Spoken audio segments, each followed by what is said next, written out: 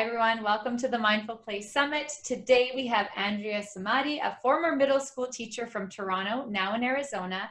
She has spent the last 20 years working with social emotional learning.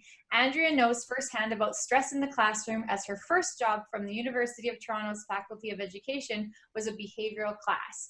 She felt overwhelmed by the lack of resources to help her manage and teach her students. So she set out on a mission to find ways to support students and educators. In 2014, her program, Level Up, was chosen by Arizona's DOE, and in 2019, she released her podcast, Neuroscience Meets Social and Emotional Learning. So welcome, Andrea.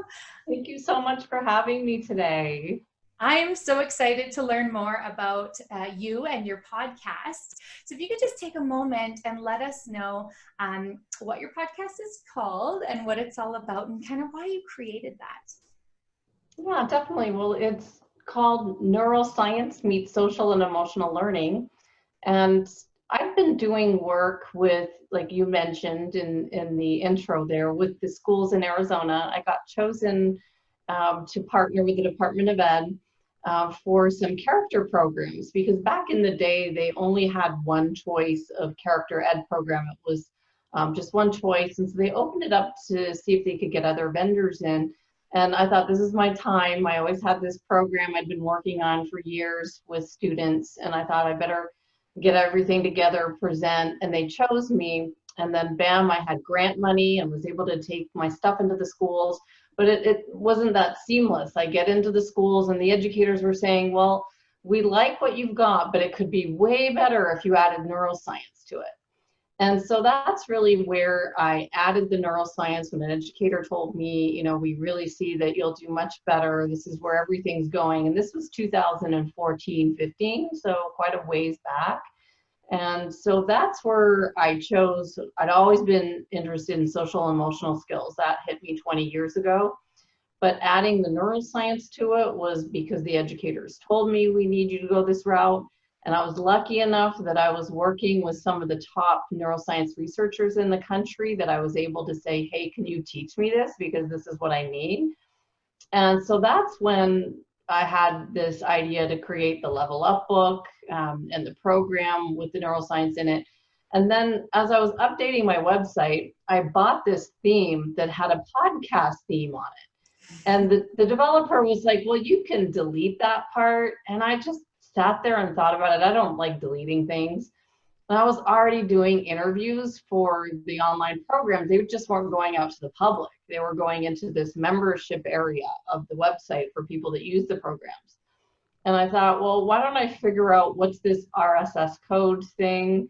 And because, you know, you look at how to start a podcast and it was all like code to me, just like when I started coding websites, like that was another story. But you get this thing that's like, okay, create this, put your RSS code. And I'm like, what is that?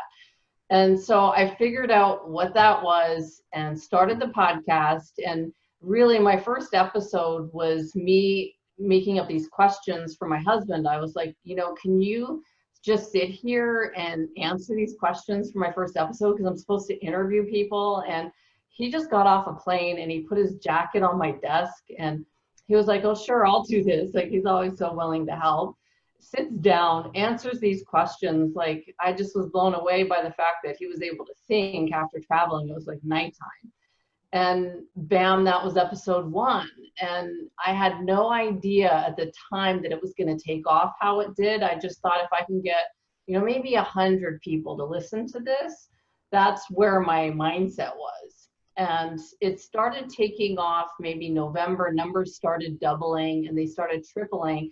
And I started to say, well, people are listening to this. And now we're over a year, we're at over 27,000 downloads and in over 110 countries.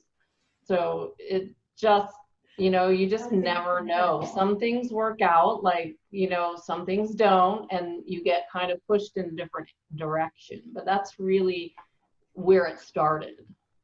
That's super beautiful how, you know, if you didn't get that little section on your website, you might have not have had that awareness piece to even have this creation. So I think that's so beautiful. And the fact that you were able to just see that and move with it, that's congratulations.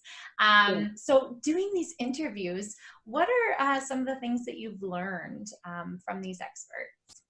Well, definitely with each speaker, you learn something, and I'd say maybe like 2 to 5 aha points. And my husband's always brainstorming with me. He's always asking, what are you learning from each speaker? And I really love making connections between the speakers and mapping out and connecting people, because what one person says can connect into another episode. So I really like making those connections. But my first guest was educator Ron Hall. He was from Valley Day School, and he spoke about how he launched neuroscience into his schools. And one of his major influencers was an author and speaker named Horatio Sanchez. And then a year later, Horatio Sanchez came to be on the show. And I was like, gosh, your face looks so familiar. And of course, because when I interview someone, I usually put what they say in the YouTube videos. I research and put links. And then sure enough, Horatio was the leader that helped launch Ron's neuroscience in his school. So it's just amazing how when you're forming these relationships, now I would say Horatio and I are friends, and he emails back and forth, but you just never know when you're interviewing somebody, the points they make, the relationships, the connections.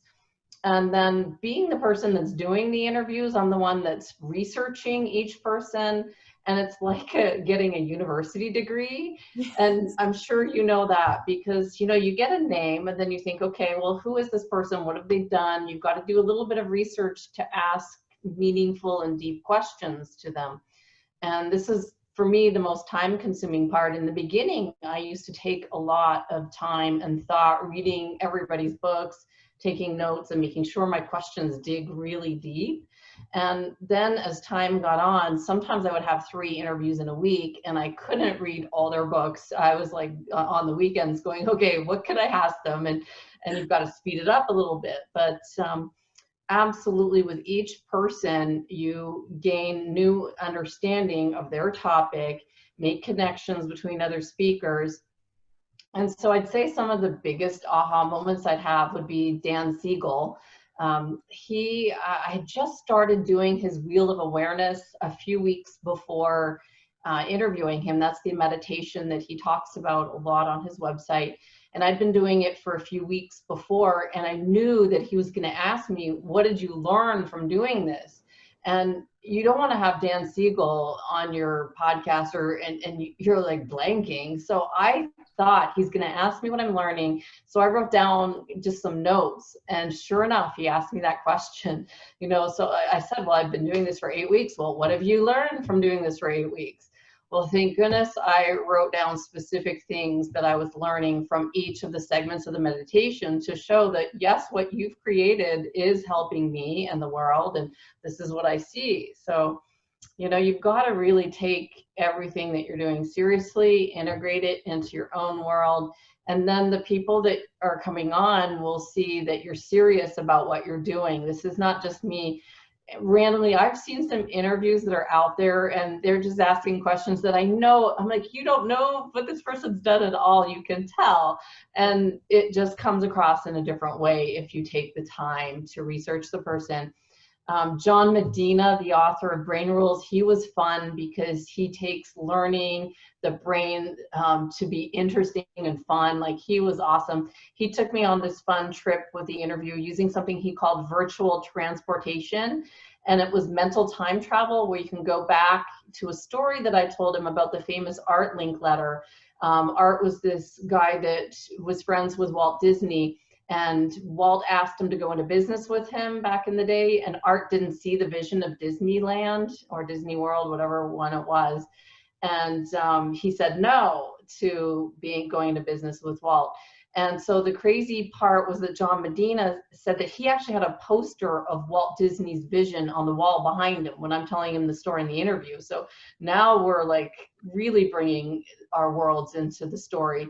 And then he made conclusions about ways that Walt could have convinced Art to go into business with him if he connected his auditory brain, because Art was in radio. He said if he knew and talked with Art's brain in mind, he could have probably got him to go into business with him, and then Art wouldn't have had to do all these presentations about, well, never say no to Walt Disney. So that was fun. And then doing solo episodes by myself, I actually write the lesson, do some research. And one of the most downloaded episodes I had, which kind of shocks me when it's just me recording, I think, oh, this is boring. But then I look at the results and I'm like, well, people actually listen to this and they like it. But the self-awareness episode number 2 was my most downloaded episode out of all. And it was the importance of knowing yourself. And it kicks off with a quote from Jim Rohn that says, the major value in life is not what you get, it's what you become. And if there's any message that I want to take to my grave, if, you know, I'm gone tomorrow and the podcast is still on until it's gone, I just want people to think about, you know, who are you going to become in your life? Not about the possessions that you have, but what are you going to do? Use your talents and abilities to help others, which is why I think it's so great that you're doing this summit, because it's really another platform to help others. Absolutely. I want to share my gratitude and inspiration just hearing you speak, because you also are bringing such greatness to the world, and to hear that you're ever evolving in your learning, that's just brilliant. You know, when we sit there and we're not learning and moving, we get stagnant, but to hear the passion in your voice, that it's like so interesting. It's like better than reading a book, because you're ultimately speaking to the author, right? And getting that firsthand live question and answers. So absolutely brilliant, and so much gratitude for your time. Let's talk about your future kind of vision and hope with all of this, and adding, you know, the awareness to the neuroscience of education. Well, definitely. It's been something that I've been passionate about for quite some time now. So when the educator told me in 2016, you need to add this to your programs, I thought, well, I could either say this is too difficult, or I could figure it out. And I'm the type that's going to figure it out. So the work started to, I remembered it to learn the neuroscience. I hired Robert Waldman to teach it to me. I remember when he was telling me, let's just go back to the 3 parts of the brain, the limbic area, the emotional brain, the reptilian brain, and the cortex, just 3 parts of the brain. I remember being deer-eyed and thinking, how is anyone going to get this? But then with time, once you integrate anything and you learn it, now it's simple. Well, there's 3 parts of the brain. You could teach it to your 5-year-old. You know, what happens when you're in your emotional brain. And now, you know, all these years later, I just see this is the way that it's going to go with our schools, with education. I actually had a call from someone from India yesterday, and they're integrating this stuff in the schools there and in the workplace. And he had found me from one of the podcast episodes, and he put a comment in YouTube, and then now we're on Zoom brainstorming. And I'm going to go on as a guest speaker to one of his events, which is just crazy that, you know, the world is vast, but everybody in the world is waking up to the fact that there are better ways, and it's to understand different ways to improve our productivity, learning, and that would be to understand how our brain works, since it's controlling everything we do and everything we are. So I just see that it's not difficult. It might seem difficult. Like when I was interviewing Dave Souza, who wrote How the Brain Learns, the books that are behind me, I just always keep them in my view, because that educator took those off his shelf, and I opened them up, and there were all these charts in there about like how memories form. And I thought, what? I don't have a neuroscience degree. But you can figure it out. And if I can figure it out and then explain it, anyone can figure it out, you know, and I'll be the first to say in the beginning, it was not easy. It was weird and hard, because I'd never really looked at the brain before, but now it's not difficult. It's easy. And it makes me teaching my daughter how to read different. Now I think about how her brain's working when she's learning to read. I think about everything differently. What am I doing to my own brain? What am I eating? Everything. So I really see the power of it. And I think the world is catching on. Years ago, when I first started this, I just felt like the world wasn't ready, especially where I live in Arizona.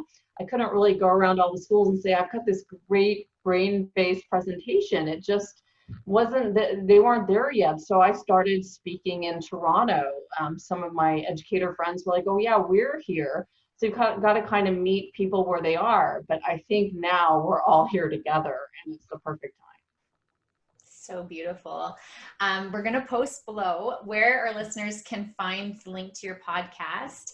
And I'm interested to know about, when you say number 2 is the most listened podcast, what is your favorite number for our listeners to go check out as far as, and I know it's like a loaded question based on how many you have, but if there's, a couple other suggestions on which ones, because that's where I'm going first. Well, definitely the self-awareness one, which is number 2, because, those solo ones that I wrote, I actually was going to develop a course for educators. So that's where the map came out with. When I started the podcast, it wasn't like I just started, well, here's the questions for my husband. I actually had a curriculum map that was going to be a course. And it was based on the 5 competencies for social emotional learning. So we cover self-awareness, responsible decision-making, and you'll see them as solo lessons in the beginning. And then I wanted to tie in the brain. So there's the social emotional side, and then I kind of divided it so that there's the cognitive side. And so then that's when I started to get the cognitive side and the brain in mind, and bringing in experts who had strategies using the brain in mind or that tied into brain strategies. And then now I'm on season 3, which is completely just with experts and their books tying into the brain. And I try to tie back to the social emotional, but the self-awareness piece I think is the most important part. And it's what Dan Siegel would say would be the foundational piece to understand ourselves. And so I think that that lesson, I spent a very long time writing it. There's another one that shocked me. It was the one that I did with Stephen Covey's 7 Habits of Highly Effective People. And I had started out writing just a review of 7 Habits.